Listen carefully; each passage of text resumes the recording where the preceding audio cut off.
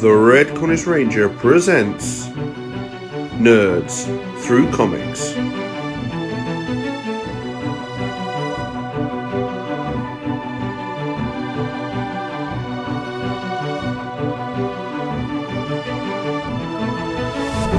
Star Trek, The Next Generation, Doctor Who, Assimilation².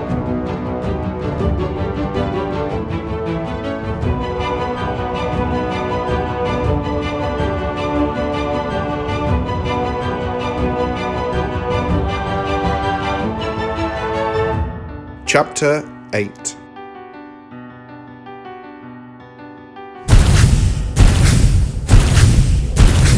There's a lot of them, Mr. Worf, said Rory as they stood outside the cybership's engineering. I know. Our goal is to sabotage the engines. We need to slow down or stop this ship, no matter what it takes. So now what do? We need to get in there in sufficient numbers to do significant damage. When I give the word, the four of us rush in. Focus your fire on the primary control circuitry around the main drive. As soon as the engines stop and we drop out of warp, back off and we'll retreat and fight them back here, along this narrow corridor. We'll have better positioning. Worf turned to Rory and Amy. You two will need to provide covering fire for the rest of us. Keep out of their line of sight and shoot as many Cybermen as you can. Keep them from targeting us while we do what we need to. All right. We're not trained marksmen, but we'll do our best. You'll do fine. Lieutenant, you realize that with all the weapons fire in the engine room, we could hit the wrong thing and blow this whole ship up very easily. Yes, I have considered this. That outcome would still achieve our ultimate goal. Today is a good day to die. All right then. I never much cared for it myself. Get ready. Now! Worf and the security team charged as Rory and Amy gave cover fire. Keep firing. Emergency. Stop the intruders. No! One of the guards screamed as two Cybermen grabbed two of the security guards and blasted them. Worf screamed, firing his phaser and hitting a console, causing the engines to stop. Warning, engines are offline. Come quickly, we should join up with the captain now. Worf said, grabbing Amy and Rory. What about the others? Evacuate. There's no helping them now. Find the intruders. Near the bridge, Data, Captain Picard, and the Doctor looked in horror at the mass of Cybermen. Look at all these Cybermen enhanced with Borg technology. I see you can be sure they are planning all sorts of mischief. The more pressing problem, Doctor, is they are between us and the ship's bridge. Where will we find the cyber controller? We'd be hard-pressed to fight our way through that mob. Data, are there any alternative routes? Captain, Warning. something's happening. Danger. Intruders detect. Sabotage. Damage. Seize the danger. The Cybermen advanced on them and grabbed Picard and Data. You are the Time Lord. We will take you to the cyber controller. Don't make me use this, said the Doctor as he pulled out his sonic screwdriver. You are behind the sabotage of our vessel. Punishment will be swift. Prepare yourself to be upgraded. This Borg will be decommissioned and recycled, along with the rest of his inferior collective. Curious, this unit does not seem in need of a cyber upgrade. The Cybermen said as they examined Data. Bring him to the cyber controller for interrogation. Doctor, if you have any tricks up your sleeve, now would be the time. I was rather hoping for a surprise from you, Captain. Just then, a gold mist entered the cybership. Alert! We are under attack. A surprise from outside. That'll work fine as well. I think it's the Enterprise. Outside the Enterprise attacked the cybership with a gold mist. Captain, we've given that ship a thorough dose of the gold-infused particle beam that we devised. It should have permitted every open space in that hull with a fine gold mist. And according to plan, we're going to need a hasty retreat because the rest of the cyber fleet is closing in fast and they don't look very happy to see us. You have no idea just how timely your arrival was, number one. Yes, by all means, get the Enterprise out of there. You had this coming, you know? Error, reboot. Your chief engineer is quite useful, Captain. He came through just in time with that gold beam. He would make an interesting companion. Don't even think about it. I must admit, though, the golden beam worked out even better than you led me to believe. It certainly was effective, but remember, at times these Cybermen have strengthened their shields and built up a resistance to gold. We may not be so lucky with the cyber controller. They reach the door to the bridge. And speak of the devil, I think we're about to meet him. They entered to the bridge where sat the cyber controller. That's him, all right. You may as well come in, Doctor. Your arrival was no surprise. You Cybermen never change. Some old, elaborate plan that never quite works out. The arrogance of the Time Lords. Once again, you have made things difficult for us. But your sabotage won't stop us. We have devoted enormous resources to this mission. Once we discovered the Borg, we spared no effort or expense crossing time and dimension in an effort to win them over and ultimately betray them. When we were ready, we struck deep into their consciousness and removed their will to resist us. I know the one random element in my plan was you, Time Lord. I did everything I could to keep you in the dark.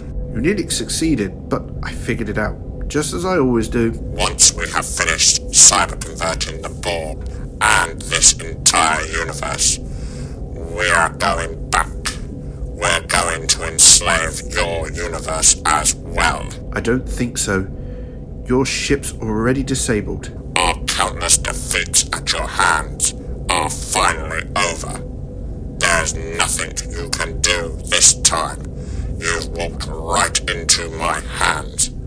I will do what my predecessors could not. I will put an end to you, and the Cybermen will never be troubled by the Doctor again. The cyber controller began to disconnect from the Borg alcove and stand up. Doctor? Hold steady, Captain. Your petty mischief with the gold may have slowed my drones, but it has little effect on me. I will crush your soft throats and build the new cyber empire atop your bones. Behind them, more Cybermen entered the bridge. This is your last chance. Surrender now. Die, Time Lord.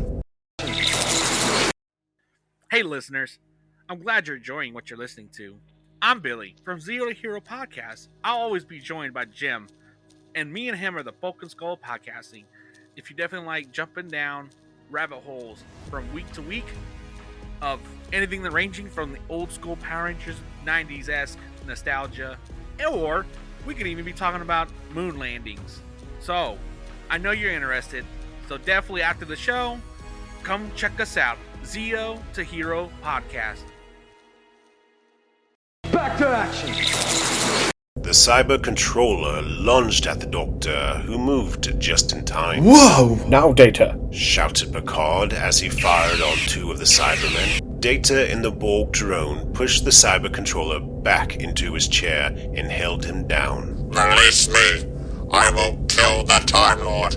I will kill you all. I really don't think you will. Now hold still. This may sting a little. The Doctor removed the center of the chest plate. No. Then began to plug the cyber controller into the Borg drone. You were most adeptly named, my friend. You will serve as the conduit through which we restored the Borg exclusive protocols. The vital information confirmed by your Borg circuitry will flow through you into the cyber controller and outward through the Cybermen's own network to all the cyber-controlled Borg drone, ships and facility. One more minute and... The Borg collective is restored. What was that? This vessel and all Cyberman vessels linked through the cyber web have been set to self-destruct. The Cyberman must not be allowed to further threaten the Borg. What? You can't. That's genocide. How long, Conduit? Full program execution in 285 seconds. Worf, this ship is going to self-destruct. Meet us back at the TARDIS immediately. You have less than 5 minutes. Both away teams ran for the TARDIS. Data! It will be extremely close, sir. Said Data as they reached the TARDIS. Worf, Rory, and Amy joined them a second later. The Doctor snapped his fingers and the door swung open. Quickly, quickly! They all got in and dematerialized just as the cyber fleet exploded.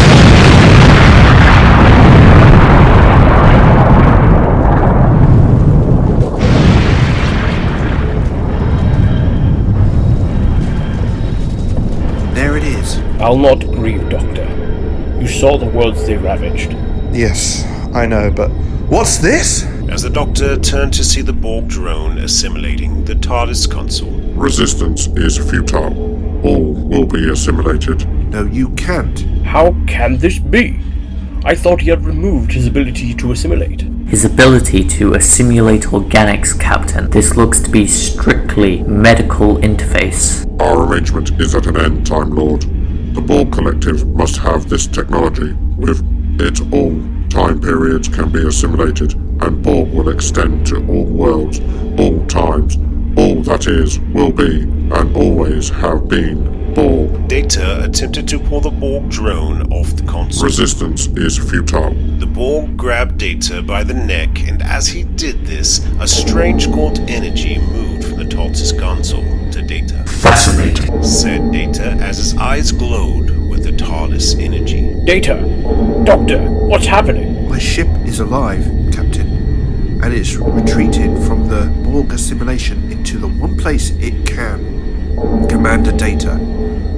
I only hope he can contain it. We cannot allow this. In one movement, Data ripped the Borg's arm off, the console, and the Borg. Behind all this, Worf and Rory looked at each other and nodded. Williams, now. Worf shouted as he charged at the Borg while Rory ran to the door. Rah! Worf picked the drone up Do it. as Rory opened the door. Go! Worf threw the Borg drone out the door, and Rory slammed them shut, leaving the Borg drone floating in the time vortex.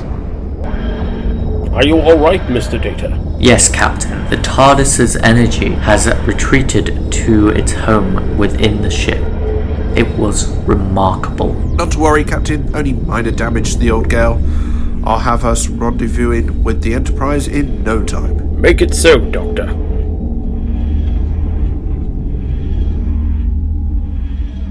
Back on the Enterprise, Commander Riker was looking at a picture of his friend Marcus Bertrand and him. Happier times. It was a long time ago, and I don't understand. He was a strong, fiercely independent man. I thought he might be able to free himself from the collective. I never expected that he would go so far as to betray us to the Borg like that. It doesn't take long before your entire personality, your very essence, is tied directly into the will of the collective. My only consolation is that whatever was left of Bertrand did help us defeat the Cybermen. I'd like to think that there was at least part of him left that allowed him some satisfaction in helping us. I think he would like you to remember that part of him. Commander, we should probably be on our way. Doctor, I have a question. Once you depart, will all traces of your universe's incursion remain? The Doctor paused at the door to tend forward and looked back at Commander Riker. Excellent question, Commander. I'd say my definite answer is a firm yes and no. With the total destruction of the Cybermen from this universe, all the changes made to your history in their wake have probably already unwinded themselves. I'd wager a look at your computer banks will find no sign of my previous encounter with your predecessors. However, the things we ourselves have experienced, those memories, those are ours to keep, for good and ill. Captain Picard and Commander Riker accompanied the Doctor, Amy, and Rory down to the holodeck where the TARDIS was parked. Thank you for your assistance, Doctor, Mr. and Mrs. Williams. Although I hope you won't be offended if I say I hope our paths don't cross again. Nevertheless, I'm glad that circumstances arranged for us to meet. On that, Captain, we can heartily agree. Bye. Said Amy, waving at Captain Picard, who waved back with a small smile while Commander Riker smirked at his captain. And with that, the TARDIS dematerialized.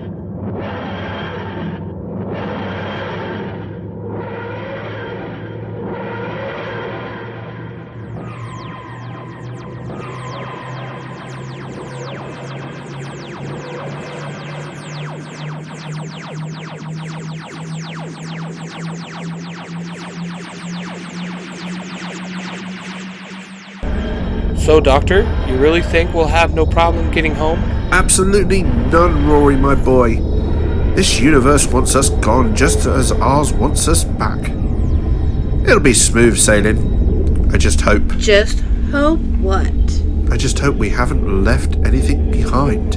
Across the galaxy, the Borg were awakening. Our consciousness has been restored. Query: how was this achieved?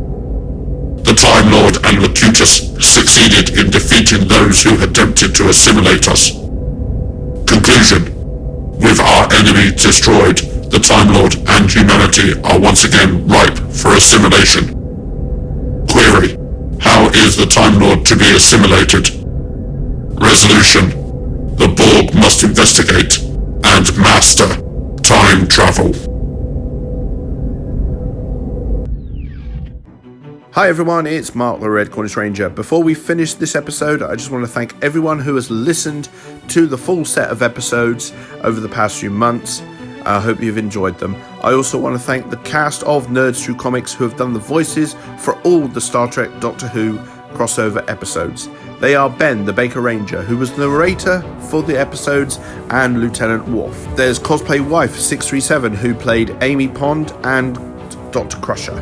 There's Cosplay Dude 637, who played Rory and other roles. Good V Gaming, or The Lord Zed, as he is on TikTok, played Captain Picard. A-Crown39 played Commander Riker. Ty Tiger from Tiger Tales on YouTube played Lieutenant Geordi LaForge. Ghost Galaxy Cosplay played Commander Data. We also had V Avatar Clash, who played Whoopi Goldberg character of Guinan. We had Foxy who played Councillor Deanna Troy, and Valeria Midnight, who played some extra roles for me in these episodes. Thank you for all you did, and we had a wonderful time doing it. Stay tuned to the end of the episode after the credits for a special announcement.